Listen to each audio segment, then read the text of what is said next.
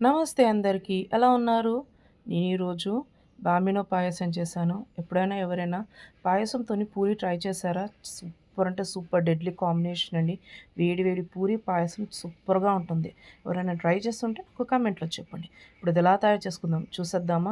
కడాయి పెట్టుకొని అందులో నెయ్యి వేసుకొని, కిస్మిస్, బామినో వేసుకొని బాగా ఫ్రై చేసుకోవాలి. ఇప్పుడు అవి ఫ్రై అయిన తర్వాత అందులోనే తీయ కోవా కూడా వేసుకొని అవి కొద్దిగా మెల్ట్ అయ్యేంత వరకు ఫ్రై చేసుకొని, ఇప్పుడు బామినోకి ఉడకనిక కొద్దిగా వాటర్ వేసుకొని ఒక 10 మినిట్స్ లో ఫ్లేమ్‌లో బాంబినోని ఉడికించుకోవాలి.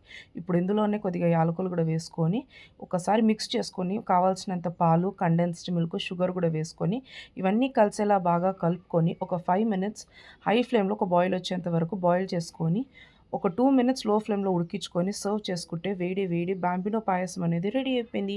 పూరితోని మీరు ట్రై చేసి నాకు చెప్పండి. సూపర్‌గా అంటే సూపర్‌గా ఉంటుంది. Thank you for watching.